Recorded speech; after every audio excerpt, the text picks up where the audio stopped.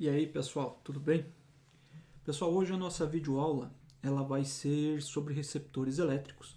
Como nós já vimos na nossa aula anterior, nós já iniciamos então a questão sobre receptores elétricos, só que para que vocês possam ter, inclusive depois vocês possam voltar e assistir novamente, eu vou falar novamente toda a parte sobre receptores elétricos para que vocês tenham esse conteúdo, tanto em vídeo, como depois vocês possam voltar o conteúdo e revisá-lo.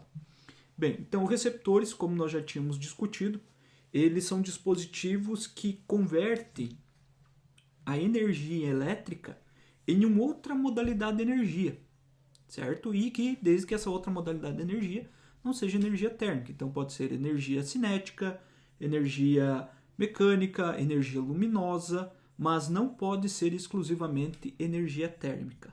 Por quê? Porque a energia térmica, quando um aparelho converte energia elétrica em apenas energia térmica, ele não é um receptor, e sim um resistor.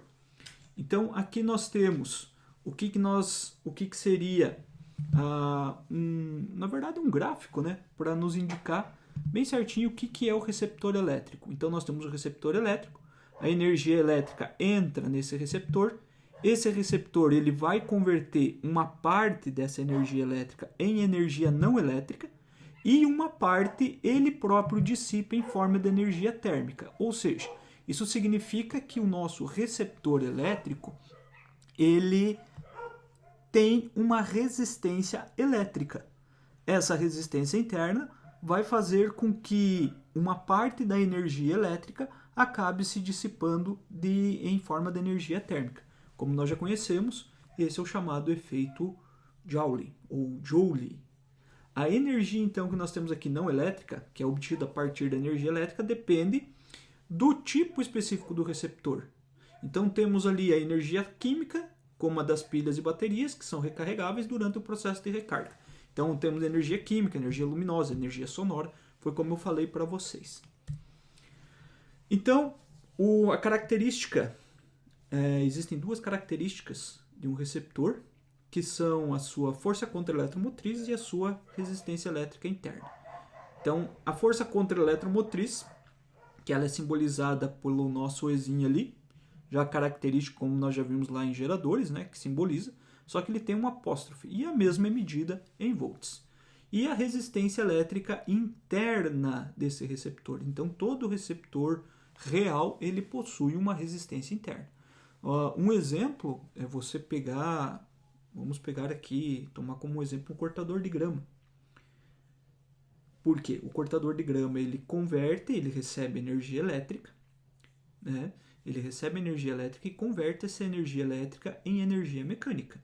Então, para funcionar a lâmina ou o fio de nylon, né, para cortar a grama. Então, com o tempo, à medida que esse cortador de grama vai sendo usado, ele vai aquecendo. Então, chega um momento que você coloca a mão ali no cortador, você vai ver que ele está quente. Por quê? Porque ele tem uma resistência elétrica interna.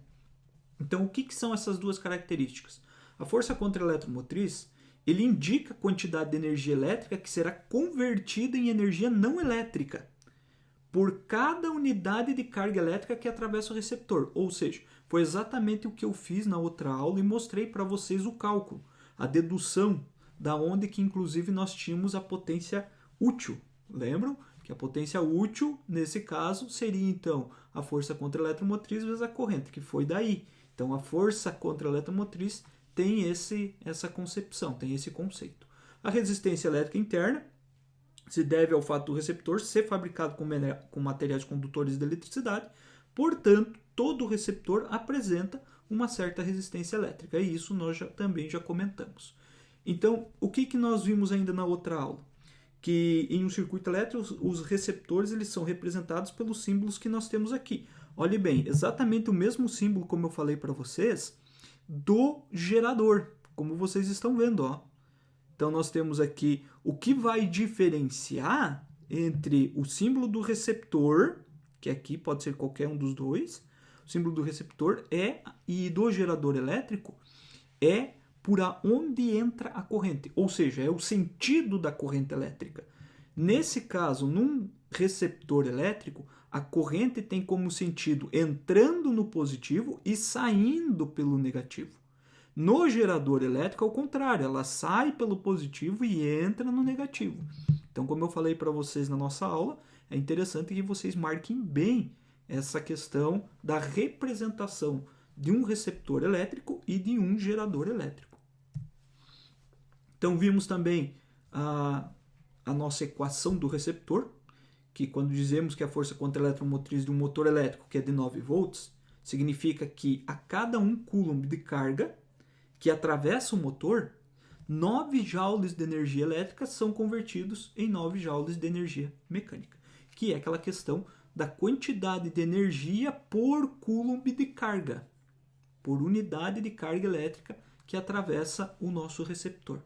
Então nós temos aí a equação característica do receptor, que como mostrei para vocês, ela é o contrário da equação do gerador, onde nós temos a diferença de potencial, que é igual à força contra-eletromotriz do receptor, mais o produto da resistência interna desse receptor, vezes a corrente. E para um receptor ideal, o que era o receptor ideal? Era com o que nós estávamos trabalhando todo esse tempo, pessoal. Receptor ideal, geradores ideais, são aqueles aparelhos que nós consideramos que não existe resistência interna. Então a resistência interna deles é zero. E quando nós temos um receptor ideal ou um gerador ideal, no caso do receptor ideal, a diferença de potencial é igual à força contra-eletromotriz. Se fosse num gerador, a diferença de potencial era igual à força eletromotriz no gerador. Então, a curva característica, como eu mostrei para vocês também na nossa outra aula, que o receptor elétrico, a curva característica dele é ascendente. Inclusive, já por nós termos o produto da resistência interna e a corrente ser positivo. Então, a tendência da nossa curva ela é crescente. E como eu mostrei para vocês, nós não temos corrente de curto-circuito. Por quê? Porque um receptor, aqui é a curva característica do receptor e não do gerador, tá, pessoal? Aqui é do receptor. Isso daqui está errado. Então, no caso do receptor elétrico, ele não possui corrente de curto-circuito porque o receptor ele não gera energia elétrica. Ele apenas recebe.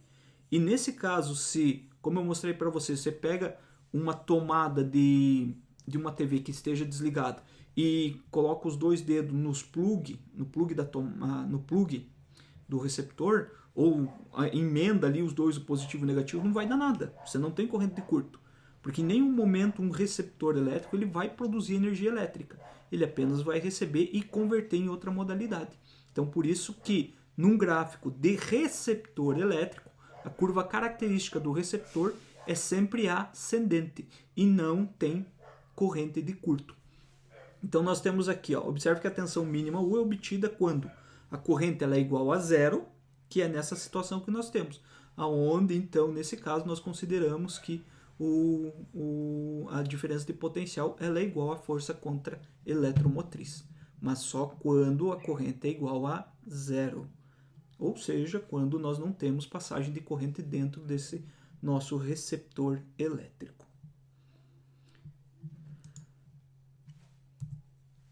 Bem, aqui nós fazemos apenas uma comparação entre as potências do gerador e do receptor. Nós já vimos potências no gerador e nós já vimos o rendimento de um gerador, correto? Bem, como que nós calculamos, ou como nós estamos vendo aqui, que a potência fornecida no circuito externo, ela é igual no gerador, tá, pessoal? Nós estamos falando sobre o gerador elétrico. Então, a equação característica do gerador nós temos aqui, que U é igual à força eletromotriz menos o produto da resistência interna vezes a corrente. Então, a potência fornecida ao circuito externo, que está aqui, tá, é igual à potência gerada menos a potência dissipada.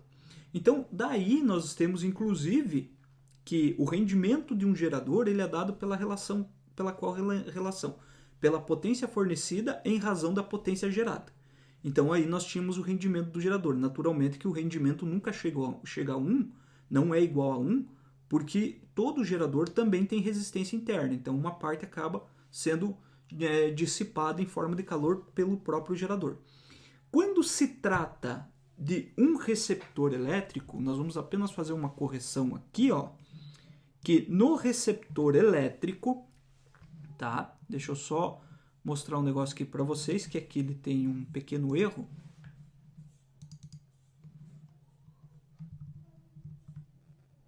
Aqui nós temos que no receptor elétrico, a equação do receptor, certo? Deixa eu só fazer uma mudança.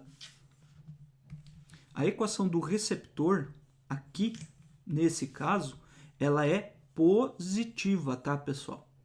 Então, nós temos que a diferença de potencial, ela é igual à força contra-eletromotriz mais o produto da sua resistência interna vezes a corrente. A equação do receptor. Então, aqui ele também é positivo. Ó. Aqui foi um erro no slide, tá? Nós temos um errinho aqui no slide. Então, só corrigindo. Então, a potência recebida no receptor, essa potência U vezes I aqui, é a potência que ele recebe, tá, pessoal? É a potência que ele recebe do gerador. Então, essa é a potência recebida do gerador, que é igual ao quê? A potência útil. Aí você pergunta, o que é essa potência útil? Não é a mesma recebida? Não. A potência útil é aquela potência que ele vai converter aquela energia, a potência que ele tem, para converter a energia elétrica em outra modalidade de energia. Por isso que é chamado essa questão aqui, ó, esse símbolo é a força contra-eletromotriz, certo? Então, nós vamos ter a potência útil, que é a potência para transformar em outra modalidade de energia. E aqui nós temos o produto da resistência interna do receptor vezes a corrente, que seria a potência dissipada internamente. Partindo daí, então significa que se o nosso receptor também tem resistência interna, tem uma força contra-eletromotriz, significa o seguinte, que o nosso receptor também tem um rendimento, tá? O nosso receptor aqui, ó, o rendimento do receptor, ele se dá pelo quê? Pela potência útil em razão da potência recebida. Então, nesse caso, a potência útil que está chegando no receptor, dividido pela potência... a potência útil, que é a potência que ele converte a energia elétrica em outra modalidade de energia, pela potência recebida do gerador. Então, essa potência recebida, nós podemos inclusive interpretar ela como a potência total que o receptor está recebendo. Tá? E nesse caso, é a força contra-eletromotriz, como vocês estão vendo, essa potência vezes a corrente, dividido pela diferença de potencial vezes a corrente.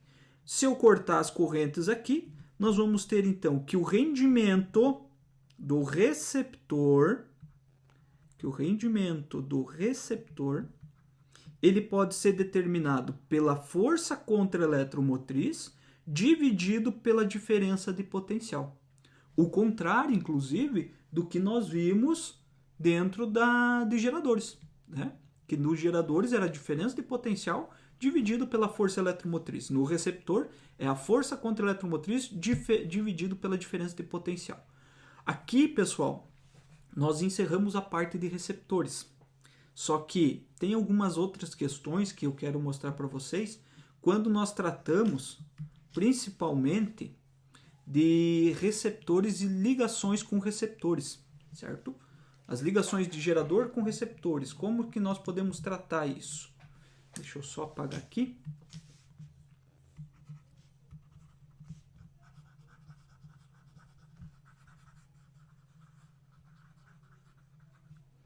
Então vamos ver aqui as ligações.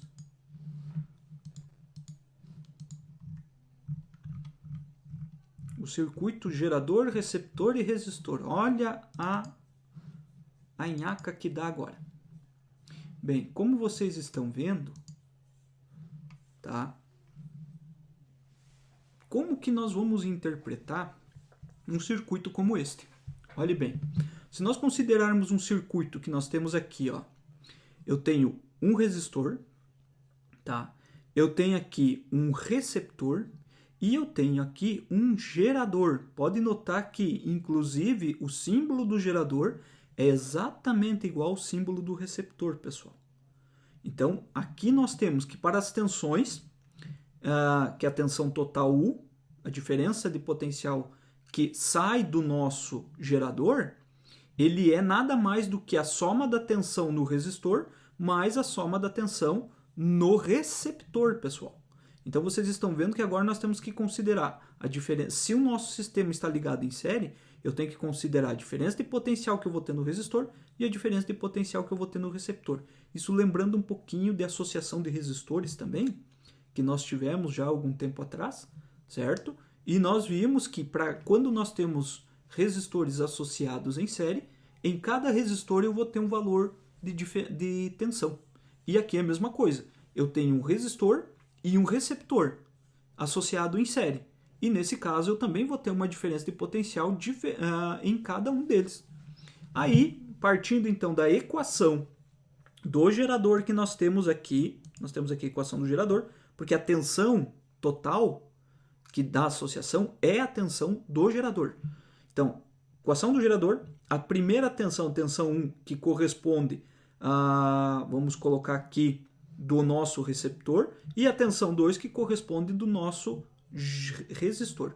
Então, nós temos aqui a tensão 2, que corresponde do receptor, então está aqui a equação do receptor, e nós temos com relação ao nosso resistor. Aí, fazendo um pouquinho de matemática, nós vamos chegar novamente à lei de Ohm-Paulit, pessoal. Só que um pouco mais extensa, aonde a corrente ela é a diferença entre as forças, no caso a força eletromotriz e a força contra-eletromotriz, dividido, né, pela resistência interna do gerador, resistência interna do receptor e mais a resistência do meu resistor. Partindo daí, nós vamos determinar a corrente que passa pelo nosso circuito. Se vocês olharem, essa lei de Paulit nada mais é do que a lei de Ohm, porque a diferença entre a força eletromotriz do gerador e a força contra-eletromotriz, nós vamos ter uma força eletromotriz de toda a associação. As somas das resistências internas mais a resistência do resistor é a resistência equivalente da associação. E o que nós chegamos aí? De certa forma, o que nós vamos ter nesse caso é que nós teríamos isso daqui, ó, a corrente, ela vai ser essa equivalência entre as forças eletromotrizes dividido pela resistência equivalente de toda a minha associação, ou seja, primeira lei de Ohm. Então nós estamos, de certa forma, caindo na lei de Ohm novamente, como eu falei para vocês. E aqui, então, é bom que quando vocês tiverem um circuito, quando nós tivermos um circuito aonde envolva geradores, receptores e resistores, tudo junto, deixa eu só ajeitar aqui, lembrar da lei de Ohm-Paulit, para a gente trabalhar com ela. Como nós estamos vendo aqui. Então, vocês estão vendo que, à medida que nós estamos avançando nos conteúdos, está misturando tudo. Resistores, geradores, receptores, as associações têm que levar em consideração. Se eu tiver mais do que um gerador, nós temos que considerar esses outros geradores. Então é interessante que, se vocês não lembram de algum dos conceitos que nós estamos vendo aqui, voltem, peguem o conteúdo e voltem para relembrar os conceitos que estão sendo abordados nessa videoaula. Um outro conceito que nós não vimos até o momento é a parte de capacitores, pessoal. Por isso que eu quis deixar por último, inclusive, e peguei esse slide, ele bate certinho. É a última parte que a gente vê dentro de aparelhos que convertem. Aí nós vamos depois para a parte das leis de Kirchhoff, que é misturando tudo em um único sistema elétrico e ligação de tudo quanto é jeito. Então, para nós entendermos um pouquinho de capacitores, nessa nossa videoaula, esse slide ele traz bem resumido e é bem interessante porque ele traz inclusive esses capacitores dentro dos circuitos elétricos.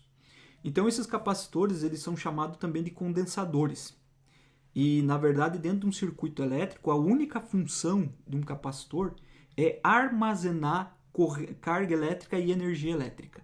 Então, ele é somente como se fosse um depósito de carga e energia elétrica. Se utiliza muito dentro de eletrônica para evitar oscilações na energia ou inclusive na corrente. Né? Quando você trabalha com eletrônica, na maioria das vezes você tem capacitores associados a um setor do circuito que é para minimizar, inclusive, quando se trata do setor de fonte de um eletrônico, esses capacitores ajudam a converter a corrente alternada em corrente contínua. Então, a principal função deles é armazenar. Um exemplo do uso desses capacitores, principalmente em a arma de choque. Aquelas armas não letais de choque, inclusive tem algumas lanternas que vêm com choque também. A carga que fica no capacitor, o capacitor ele tende a armazenar.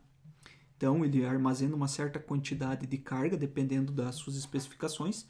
E quando alguém encosta nos terminais dele, ele descarrega. Então, é a mesma coisa.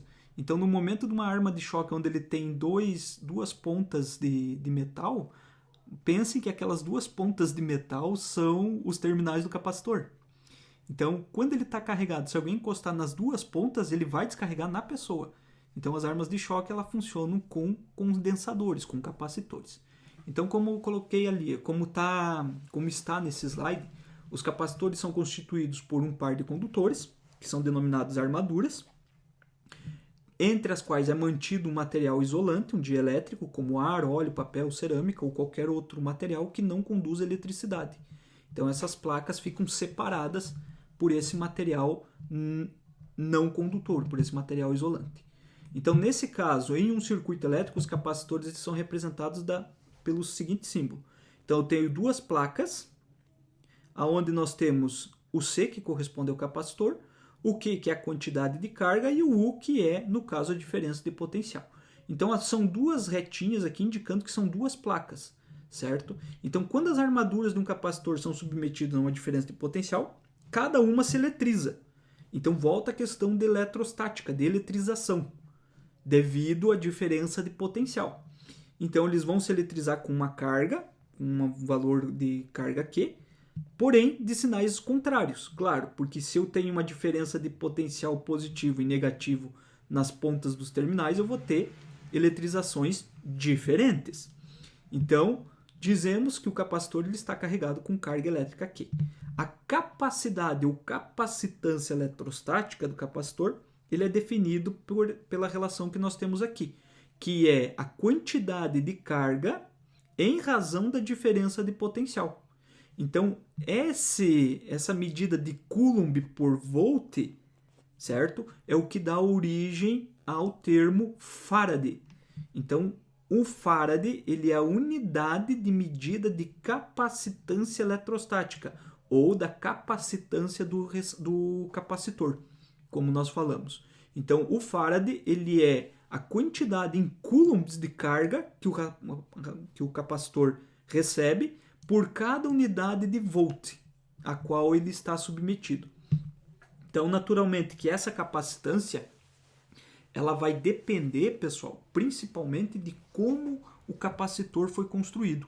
Então, essa capacidade de armazenar essa energia vai depender da geometria do capacitor e do dielétrico que existe entre essas armaduras. Então, nesse caso, os capacitores ou condensadores, eles também têm um diagrama que nós temos aqui, ele mostra como varia essa carga elétrica armazenada. Deixa eu só aumentar aqui. Em função da diferença de potencial entre as armaduras. Então, nós temos aqui a energia, né? E durante o processo de carga de um capacitor, a carga elétrica vai pouco a pouco aumentando até o capacitor ficar plenamente carregado. Ou seja, pessoal, não vai continuar. A partir do momento que o capacitor fica carregado, parou, cessou. Ele não vai mais carregar, ele vai ficar ali e acabou. Então, a energia potencial elétrica, tá, armazenada pelo capacitor é dada pela área sobre a curva do diagrama. Então, como nós temos aqui, À medida que a diferença de potencial, nós temos a variação de diferença de potencial, ele vai acumulando essa quantidade de carga até chegar ao seu limite. E ali ele para. E aí, então, nós temos aqui a quantidade de energia potencial, certo? Ele pode ser calculada, nesse caso, pela área sobre a curva do diagrama. Que aí nós temos, né? Nós temos a quantidade de carga, né? O eixo X que corresponde à diferença de potencial.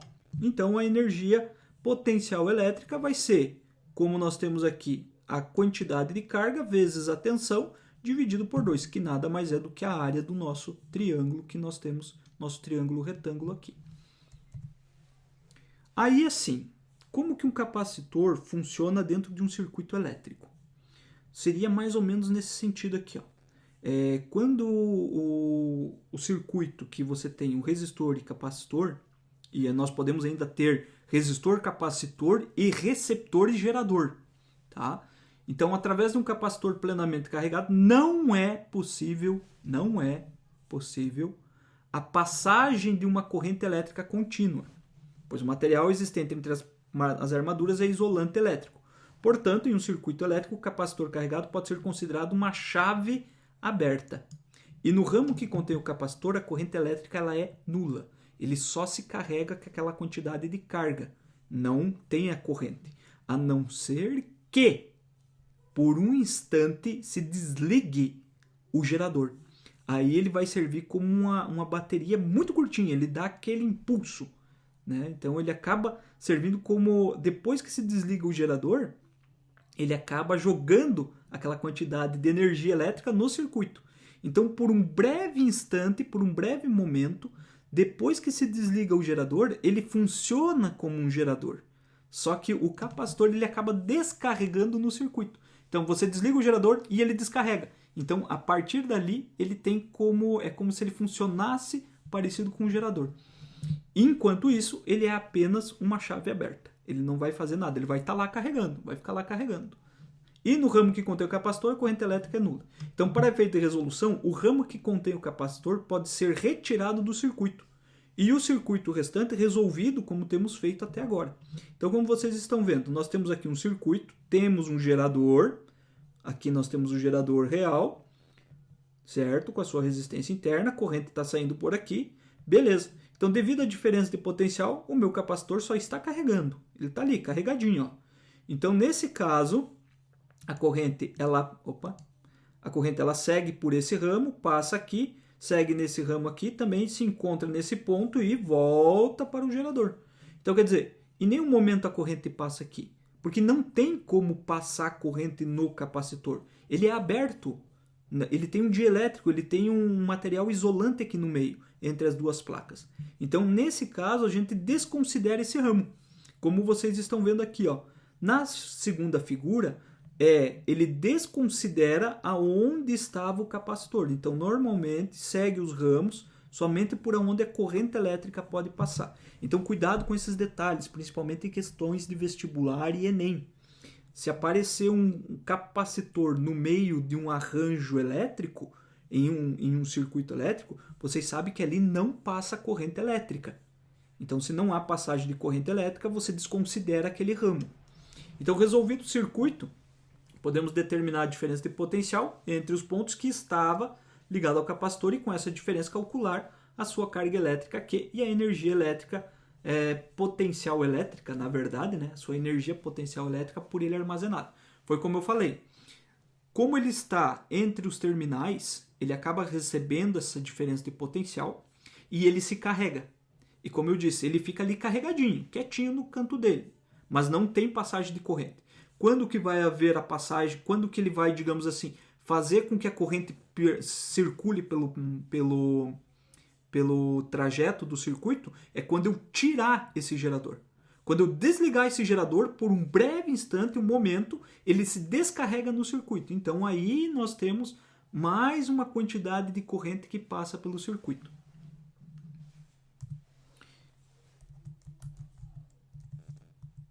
Então, nesse caso, nós temos que levar sempre em consideração que o capacitor, quando ele está ligado em um circuito onde tem gerador, tem resistor e tem receptor, se tiver um capacitor ali, você desconsidera ele. Ele não vai deixar a corrente passar por entre ele. Então, é um ramo que é retirado no momento do cálculo, correto? Lembrando, então, só desse detalhe. Pessoal, a nossa videoaula vai ficando por aqui. Nós temos mais alguns assuntos a ser abordados e eu vou trabalhar com vocês ainda algumas questões com relação à parte de resolução de circuitos na nossa segunda aula. Então, essa primeira aula é só para revisar a parte de receptores, geradores e vermos, então, a questão de capacitores elétricos, correto?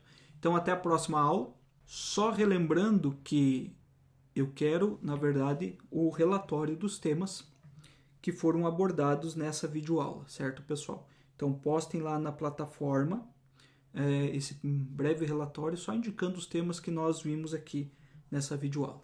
Então, até depois.